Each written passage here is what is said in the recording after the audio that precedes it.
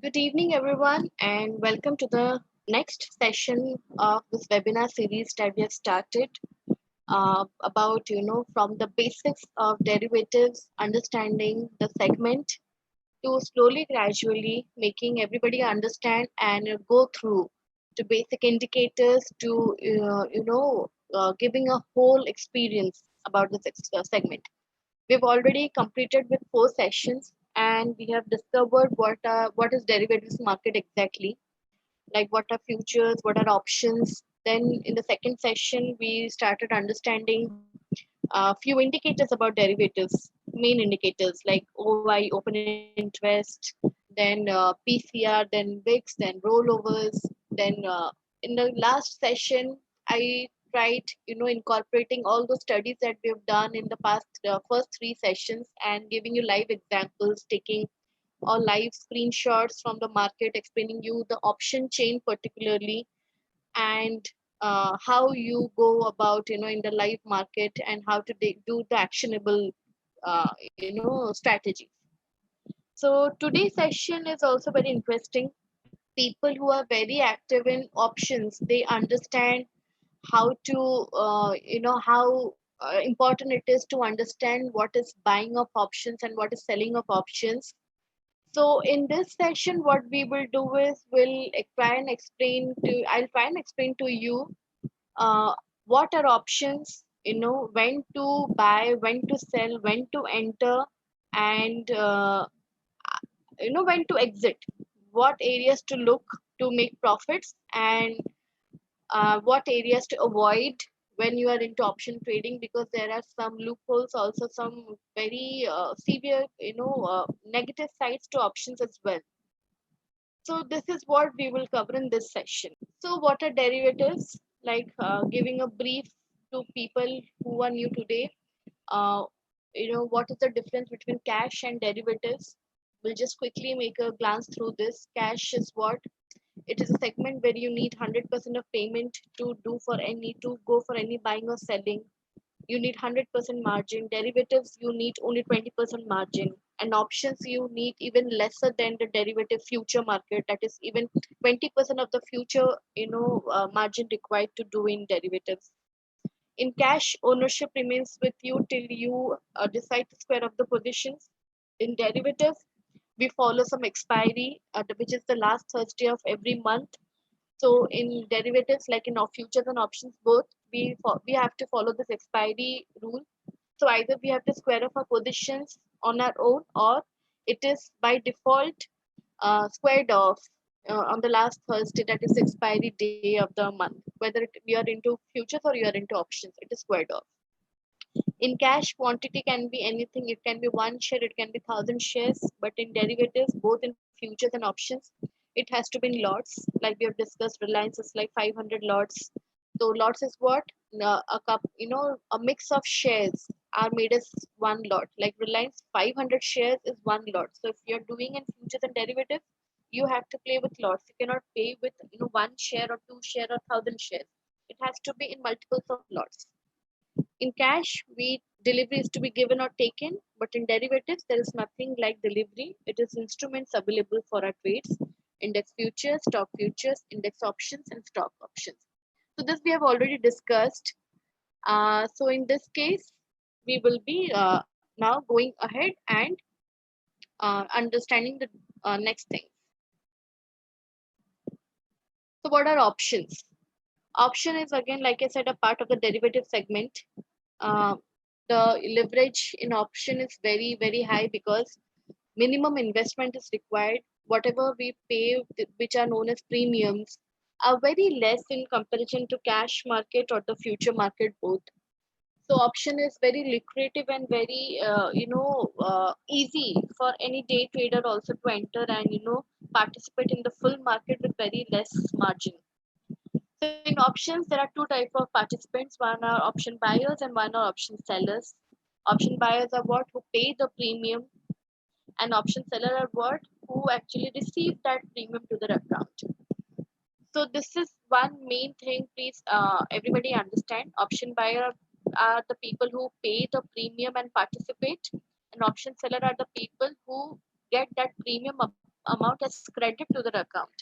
So this is what a key difference that we will learn today, and this key difference is what will help us, in understanding when to buy and when to sell options. So like there are two types of options, one are call options, one are put options. Call options are what it gives the buyer the right but not the obligation to buy a given quantity of the underlying asset at a given price. And the put options are what they gives the buyer the right but not the obligation to sell a given quantity of the underlying asset at a given price on a given date. Basically, call option is what for a layman to understand, for an easy understanding, is that call option usually one enters when you are bullish on your view. You buy a call option, and when you are bearish on your view, you buy a put option. It is very easy to remember this way. So when you buy, when you want to go long and you want to play with options, you buy call options. Or if you are bearish and you want to participate in option trading, you buy puts. Likewise, one has to also remember that call option and put options are, opposites. So like we have already discussed and seen so many option chain images from the last three sessions. I keep on showing you the put side and the call side, and you know how it is, opposite to each other. So in this case also it is the same way. If you are bullish, you buy a call option, or you can sell a put option.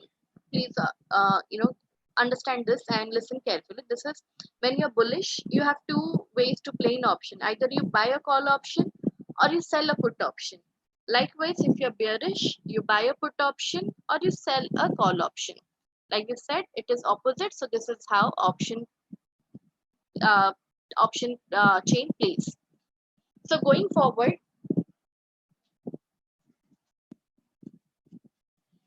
forward, now we will understand uh, uh, how to know when to sell and when to buy.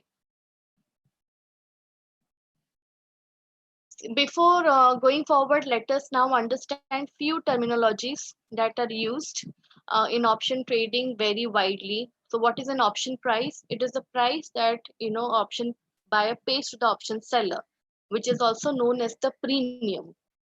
So this is the premium that is very less in comparative to the cash or the future market. So this is what you pay to enter into option trading. Strike price, like we have discussed in the last three sessions, and showing so many slides, so many screenshots of the option chain. We've now understood what are the strike price, like Nifty 9,000, 8,900, 8,800, 8,700, then upside also 9,100, 9,200, 9,300. There are different strike price for each stock of each index, and one can play accordingly.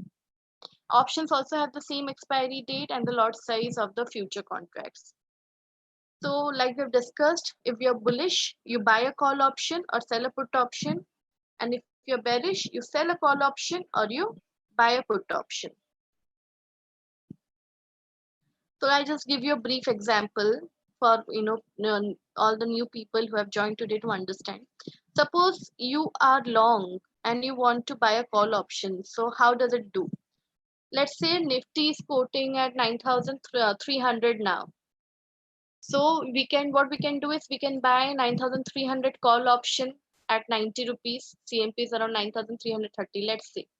So what is our outlook on Nifty? It is bullish. So what we are expecting here, that it will close above 9,300 level. So our break-even strike price would be what? Strike price plus premium. That is, strike is 9,300 and the premium is 90. So our break-even, I mean the profit from which level we can start having is above 9,390. Above this level, we'll start seeing our profits. Risk is what? Risk is very limited to the premium that we have paid only. That is only 90 rupees into 75 lot size for Nifty. So that is the maximum loss that we will incur. Reward is what? Unlimited. Let's say Nifty goes up to 9,500, 600. So you have the unlimited reward to yourself. And loss always would be only to the premium paid. So this is a very big benefit when you are a buyer in option and not a seller in option. So that was one brief example. So going forward, let us also understand some few basic, terminologies again that we keep on hearing in options. What is intrinsic value? It is a difference between the strike price and the spot price. Like we discussed that if our spot price for Nifty was 9,330 and we chose the strike price of 9,300, the difference is what, 30? So that is an intrinsic value. Time value, we always, whenever you are doing any strategies, you must be always hearing about this theta, time value, premium erosion. So this is one very key term that we hear and we have to know about in options. This is theta. This is what? Time to expiry of the contract. As the expiry date nears, the option premium decays. So anybody who already is active into options, they must be knowing that the premium over the period, as we get closer to the expiry, it starts eroding. It starts falling down. So it is only because of this theta factor. In the money ITM, it is an option that is said to be an item when it has its intrinsic value. Let's say item call option. If you are doing the call, then if the strike price is lesser than the spot price, then it is item in call option, and opposite in the put option. Strike price has to be greater than the spot price. So if Nifty is 9,330 and we are playing 9,300 or 9,200 or 9,100, anything below 9,300, we are all ITM in the money for the play. And if that is the opposite in the put option. So if we choose for put option 9,400, 9,500, I mean anything above 9,400, it is the ITM for put option. So it is always the opposite. OTM is again the opposite of ITM. In call option, it is strike price which is greater than the spot price, and in put option, it is the strike price which is lesser than the spot price. Again, in OTM, in call option would be what? If Nifty 9,350 and we are, participating in 9,400 and above levels, then those are OTM in call option. And OTM in put option would be anything that is less than 9,300. That is 9,200 put, 9,100 put, or 9,000 put. So those are OTM. At the money, it is a strike price that is closer to the spot price. Like 9,330 example we gave in Nifty, let's say CMP. So 9,300 is the closest. So that is our ATM. So ITM, OTM, and ATM we keep hearing when we are dealing with options trading, and or else if somebody is also new, please remember these are the few terms that we will always hear whenever we are into options trading. So these are few factors. So let's see now how do we go ahead.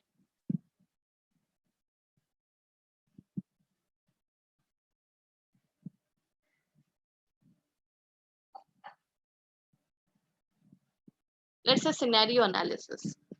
Uh, Suppose you want to be a buyer in options. So what are the pros and what are the cons? In options buying, like we have discussed, we have limited risk because limited as in we know our risk. Suppose let's say we bought 9,300 Nifty strike at 90 rupees. So 90 into 75 is the maximum risk that we are taking. A risk cannot be more than that. That is the maximum loss also we will be taking. So in that regards, that is the maximum risk, and unlimited profits. Like we said, a profit, if we have bought 9,300 call at 90 rupees and a profit starts from 9,390, that is 9,400 average. So anywhere Nifty goes above 9,400, we start making unlimited profits. And downside risk we have already covered. We know our risk maximum. So that is a that this happens when we are very strong on our view. You always need to be a buyer in options when you are very sure of the view. Like if you're bullish, you just go blindly with the view and you just pick one call option, maybe ITM also, to reap more benefits, faster benefits. So in that case, you need to be a buyer if you're sure of the view. Minimum investment, like we have discussed, that is the main benefit if you are into into buying. So now if you are an option buy, what are the demerits? Like time decay, premium erosion, and movement has to be decisive and fast. Like I said, if you are buying an option, you have to be very sure of your view. If you're not, what happens as and each day the premiums, let's say, if your premiums are usually very high from the start of the series, always in any stock, any indices, anywhere, it is always the highest, and it starts eroding, coming down with each passing day and as we get closer to the expiry. So if, let's say, if you are bullish on Nifty, and you know that Nifty is going to move from tomorrow, let's say from 9,300 to it will now touch 10,000. You're very sure, and you know that downside is not going to come. So in that case, 9,300 being an in the money option, you get for 90 rupees now. In that case, what happens if Nifty starts moving in your favor from tomorrow only, then you start making profits. Let's say, for a couple of days or a week now, Nifty doesn't move in your direction and it stays between 9,250 to 300 or 350, let's say, as well. Then what happens, you lose the time whatever time Nifty is settling down in the range and is not moving in your favor. In that case, what happens, that 90 rupees will start deteriorating and it will be, let's say, in a couple of days it would be 70, and then in a couple of days it would be again 65. So what happens, you start losing money there. In this case, what happens is one of the very big demerit that we have when we are an option buyer. And for making money in options, like I've said, the view has to be very bullish. I mean, the view has to be very clear, whether bullish or whether bearish, and the movement has to come very fast. It has to be immediate so that you don't have to face this time erosion, time decay factor with you to lose on your premium that you have paid. So I hope like this is clear till now. Okay, everybody is asking me from where can we get theta values. So theta values, like I've said, I've started explaining you, it's not about how to you get anywhere. It is, the time to expiry. Like I've said, if 90 is today, and then you start if your movement is not happening as per your view, then you start losing money there, and the erosion from 90 rupees will come down to let's say 70 rupees and 60 rupees. Okay, now going forward, now we'll understand if these are the, please remember all this. If you're an option buyer, benefit is what? It is limited risk, minimum investment, and unlimited profits. And demerit is what? Premium erodes and movement, if not in your favor and not very fast, then you don't make quite money. So now if you are an option, right, I mean a seller, then what happens? Option seller, like we have discussed, are the people who receive the premium to your account. Let's say in Nifty is trading at 100 rupees, 9,300, and the lot size is 75. So 7,500 is what you get, which if you were a buyer you had to pay, but if you're a seller you get that 7,500 to your account.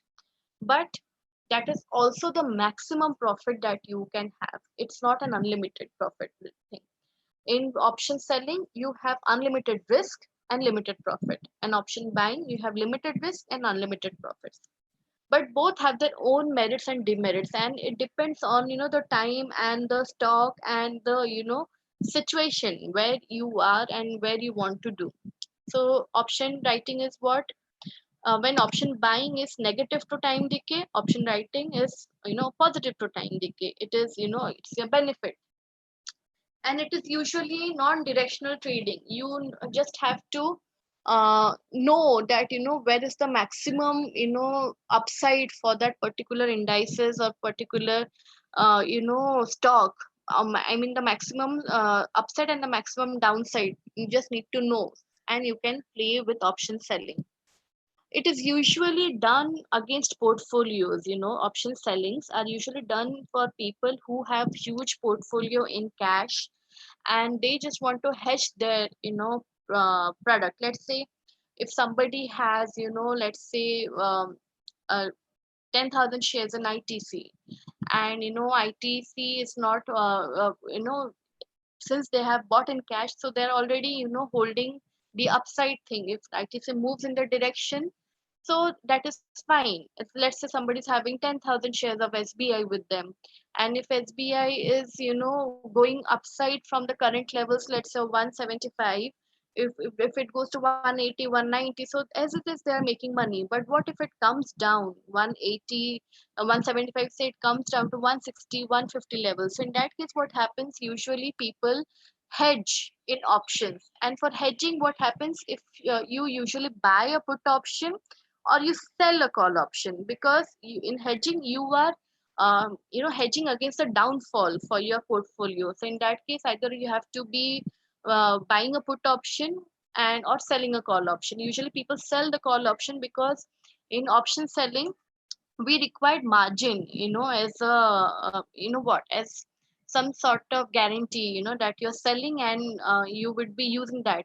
So people, when they have lot of, huge number of shares in their portfolio in cash, they use that as margin and to hedge their portfolio, and not to go for any further investment, and to gain some credit to their account through the premium, they usually hedge and sell. So let's say SBI, if somebody has bought 10,000 shares at 175 and doesn't know what will go happen in the next 15 days to this expiry. So what they can do is, they can sell a call option, and they don't want to invest any other amount buying a put option. They don't want to be buyer. They want to be a seller to get that credit. So let's say, SBI 200 call is quoting at, let's say, 10 rupees, and SBI is like 30,000 a lot size. So 3,000 in so 10 rupees you get a good amount, 30,000 into your account. In that ways, what happens, that your portfolio is hedged. If you're going long from here, then of course you are making money. And suppose it is going down and it is not crossing 200 till expiry, in that case, what happens, you get that 10 rupees premium also to your account, and that is one additional, what profit that you add up against your portfolio. So this is how option writing is very, very beneficial, and it is widely practiced against portfolios when you want to hedge.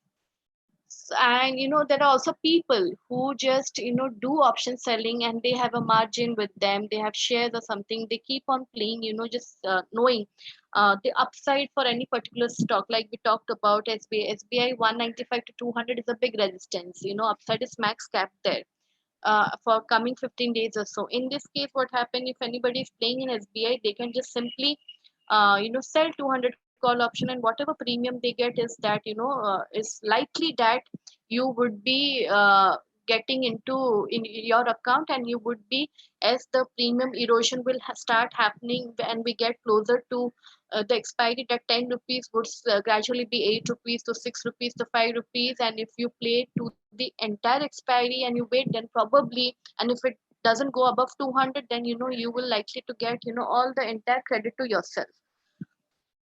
Yes, somebody is asking me if do we require margin for option buying. So no, we do not require any margin for option buying. We just need to pay the premium. So let's say if you wanted to buy this 200 call option for SBI at 10 rupees, so 10 into 3,000, 30,000 is what you would require to participate in SBI till expiry, till, and with a margin requirement of only 30,000, and you are participating in that market completely. So this is how option buying and option selling happens. So these are the benefits, and these are the demerits.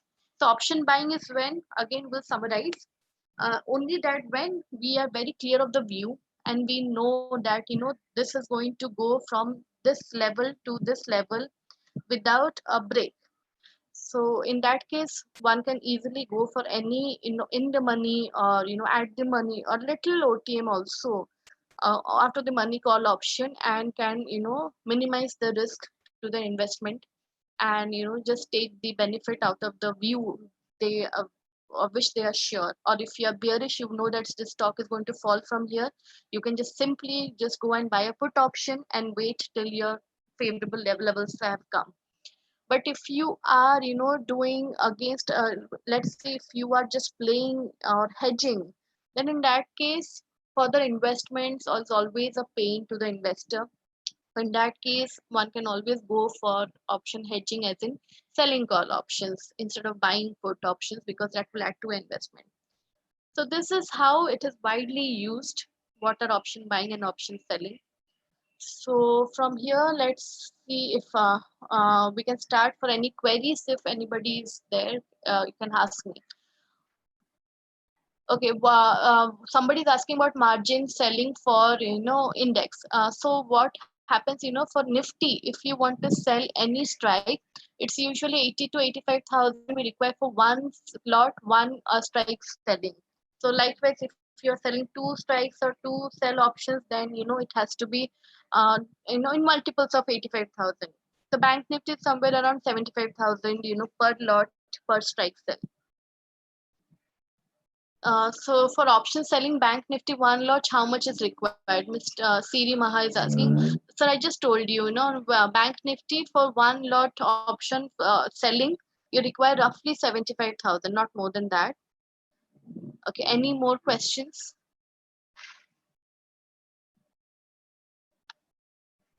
No, somebody's asking margin is not required in option buying. No, it is not required. We do not require any margin when we are buying. Suppose somebody, Mr. Ram is asking, suppose I have 5 lakhs cash, so much, how much lot I can sell in intraday Nifty selling. So that is a calculation that we have to do. So if you're interested, please, get in touch with us. So we need to understand, so what is that particular thing you want to hedge and how much you want to hedge and how many lots you want to sell. We would be doing it likewise. Somebody is asking, is it required to keep the option selling till expiry? So till expiry, Mr. Harish Sharma. Mr. Harish, if you keep till expiry, then only you will get the entire benefit. Otherwise, also, like we were talking about, SBI 200 call, let's say at 10 rupees. So when either you wait till expiry for that complete 10 rupees to get into your account, or, whenever it starts eroding, let's say from 10 to it gets to 8 or 7, you can always book profits at your ease. You don't have to mandatorily wait till the expiry. Okay, Mr. Kaushiki is asking, there are various strike price in Nifty. So which strike to enter? So that is again a very detailed study, but usually, like I've said, for a layman to understand, if you are bullish on Nifty, you know that Nifty is going to go ahead in this manner only. Let's say bearish or no bullish. So if you are bullish, you just buy 9,300, 9,400, 9,500, any call option. And if you're bearish, just buy 9,200, 9,000 put options as well. Mr. Heyman Jain is asking about the Greeks of option trading. Yes, Delta, Thema, Gamma, Vega, they are all Greeks and they have their own utilities and more own implications when you're doing option selling. After the series, actually, sir, I would be starting with this Greeks of options to help people understand all these four factors, Delta, Theta, Gamma, and Vega. So you can always join me there.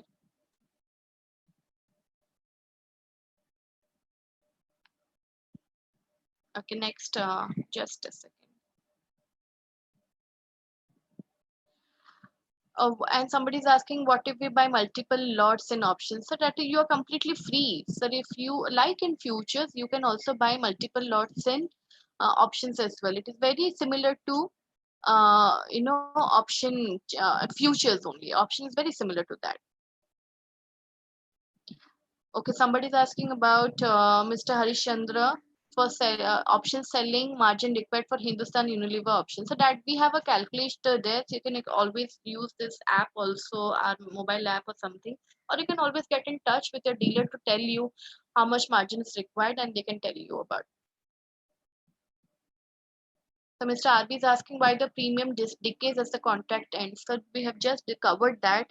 Uh, when you're a buyer, it is always difficult for you because as close you get to the expiry, your option premium decays because the time value, that is a theta factor in options, one of the Greeks that plays into. So yes, we start losing out on the price of the investment. So that is where option writers or the option sellers gain benefits.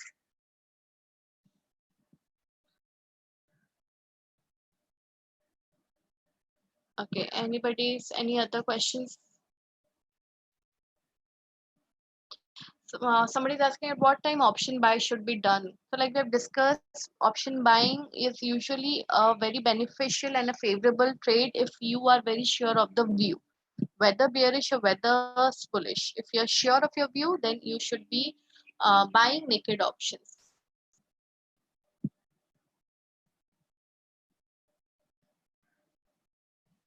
Next sessions is somebody is asking about strategies to be discussed. What are options in any strategies for option selling. So in next session, that is the last for this series, I would be covering some popular and widely used strategies that are practiced in options, both for directional trading, for non-directional trading, buying, and selling both. Mr. Sagar is asking, is has VIX any impact on option premium? Yes, sir, it has. Like we have discussed in a VIX session, whenever VIX is high, option premium also goes up. So it is directly proportional to VIX.